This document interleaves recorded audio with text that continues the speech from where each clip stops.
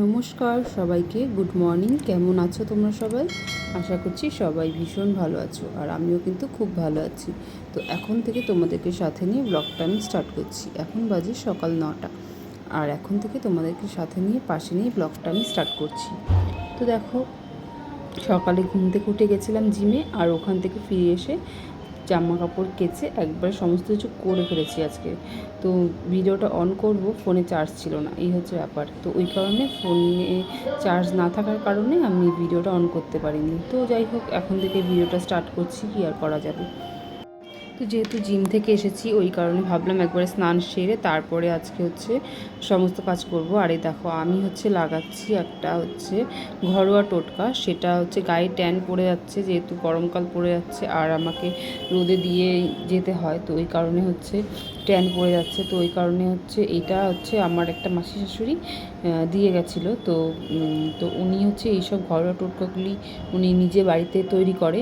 তো আমাদেরকে যখন বেড়াতে এসেছিলো, তো দিয়ে গেছিলো মাসি। তো ওই কারণে এতদিন ব্যবহার করা হয়নি। তো আজকে ভাবলাম যে না, গায়ে ট্যান পড়ে যাচ্ছে, তো এই কারণে আমি গায়ে হাতে ভালো করে মেখে নিলাম।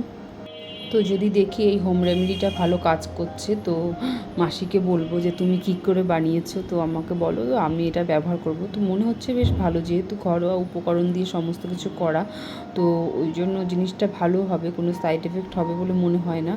আর মনে হয় ট্যানটাও উঠে যাবে, কারণ আমি যখন গায়ে দিচ্ছিলাম তখনই অনেকটা মনে হচ্ছিলো যে ভালো লাগছে।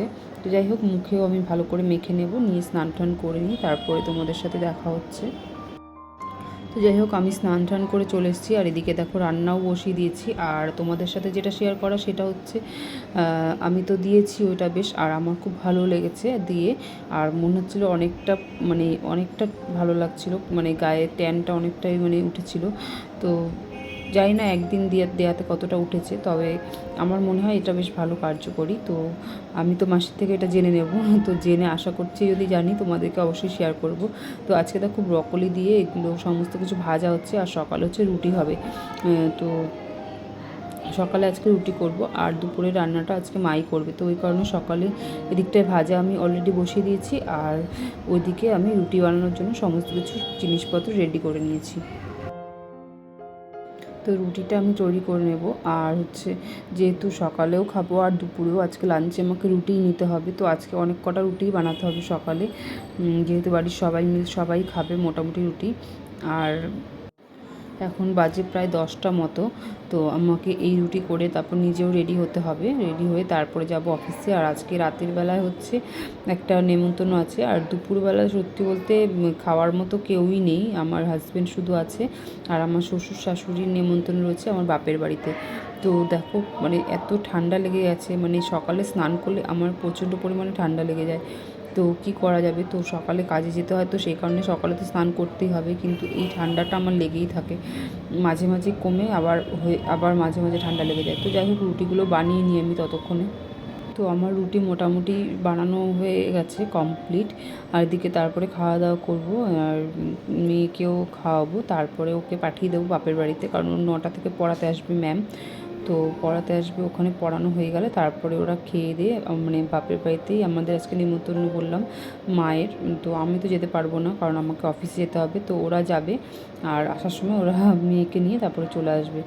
ও আসলে ওই বাড়িতে একদমই থাকতে খুব একটা কমফোর্টেবল নয়, থাকতে চায় না, কারণ ওখানে ওর খেলার সাথী নেই, তো শুধু মা আর বাবা। তো ওখানে গিয়ে খুব একটা থাকতেও চায় না। তো এখানে আমাদের এই বাড়িতে ওর হচ্ছে খেলার অনেক সঙ্গী আছে, ভাই আছে, তারপরে হচ্ছে আমার দেওরের ছেলে, ওর ভাই, আর হচ্ছে আমার কাকা শ্বশুরের মেয়ে, ওর সমবয়সী।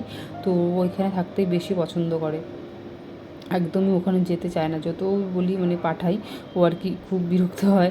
তো যাই হোক, কিছু করার নেই, পড়াশোনা করে তো ওখানে যেতে হবে, কারণ ম্যাম আমাদের এই বাড়ি অবধি আসতে চায় না, কারণ একটু দূরে বলে, আর আমার বাবার বাড়িটা একটু কাছে বলে, তাই ওইখানেই ও পড়াতে আসে।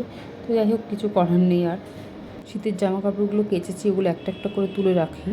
আর কি হয় যে তুলবো কি, এখনও রাতের দিকটা একটু ঠান্ডা ঠান্ডা লাগে, ভালোই ঠান্ডা লাগে, তবুও এতটা নয় যে এই ভারী সোয়েটারগুলোকে পরতে হবে। হালকা সোয়েটার পরলেই কাজ হয়ে যায়, কিন্তু রাতের বেলার দিকটায় গতকালকে রাত্রে আমাদের এখানে বৃষ্টি হয়েছিল হালকা হালকা, তো সকাল থেকে একটু ঠান্ডা ঠান্ডাই আছে আজকে। যদিও দুপুরবেলা রোদ উঠলে আবার অতটা ঠান্ডাও থাকে না, তো সন্ধ্যেবেলার দিকটায় আবার একটু ঠান্ডা লাগে, তো এই কারণে হালকাগুলো রেখে দিয়েছি। আর ভারীগুলো সোয়েটারগুলো মানে প্রতিদিন একটা দুটো করে কাচি আর কি, রোজ তো একবারে কাচা সম্ভব নয়, তো এই কারণে একটা দুটো করে কেচে ওগুলোকে রেখে দিই। তো এগুলোকে এখন ভাঁজ করবো, রাখবো, পরে রাতে এসে যদি সময় পাই রাখবো, না হলে কালকে, কারণ রাতে এসে মনে হয় না সময় পাবো, কারণ আজকে একটু বেলা করে যাচ্ছি অফিসে 12টার থেকে, তো হচ্ছে ওখান থেকে আস্তে আস্তে একটু রাত হয়ে যাবে। তারপরে আবার নেমন্তন্ন আছে একটা বাড়িতে অন্নপ্রাশনের, তো ওখানে যাব, তো মনে হয় না রাতে আজকে সেগুলোকে রাখার সময় পাবো। তো এখন হচ্ছে সময় নেই, কারণ হচ্ছে নিজে রেডি হয়ে যেতে যেতে অনেকটা টাইম হয়ে যাবে, তো এখন গুছিয়ে রাখছি, এসে যদি পারি তো রাখবো, না হলে কালকে আবার সকাল এগুলোকে নিয়ে আবার মানে রাখবো।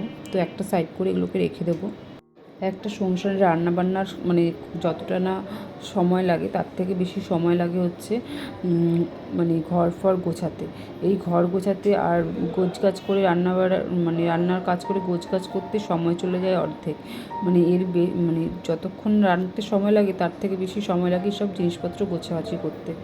তো দেখো গতকালকে মা এসেছিলো এর আগের দিন, তো মা হচ্ছে গতকালকে না আগের দিন আগে এসেছিলো কয়েকদিন আগে, তো মা আমার জন্য একটা বিছানা চাদর নিয়ে এসেছে। তো মা হচ্ছে অ্যানিভার্সারিতে বিছানা চাদরটা কিনেছিল আমার জন্য, কিন্তু দিতে পারিনি, আর আমিও আনিনি।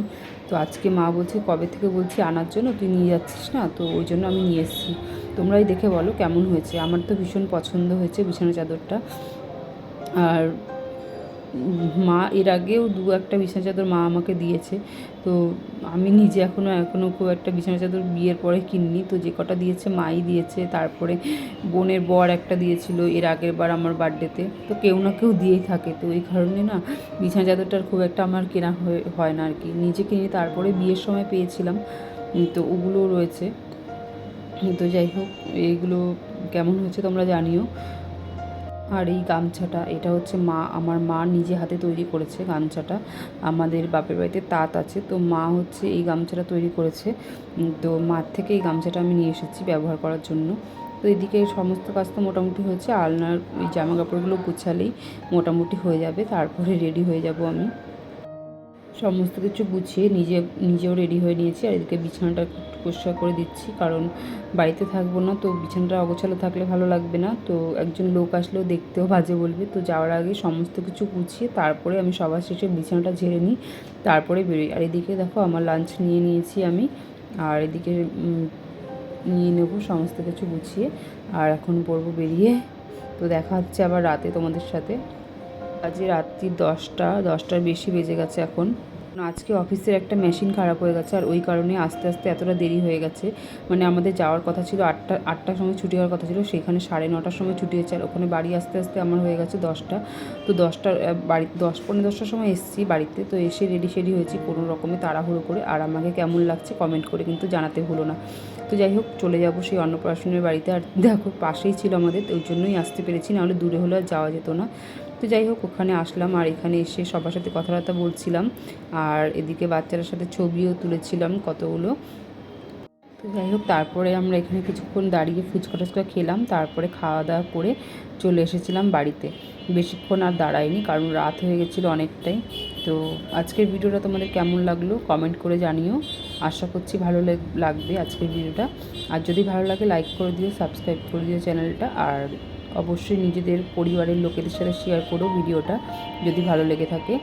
তো আশা করছি ভালো লাগবে আজকের ভিডিওটা। তো চলো আজকের মতো টাটা, গুড নাইট সবাইকে, ভালো থেকো, শুভরাত্রি। তো চলে আসবো আগামীকাল নতুন একটা ভিডিও নিয়ে, ততক্ষণ অবধি সবাই ভালো থেকো।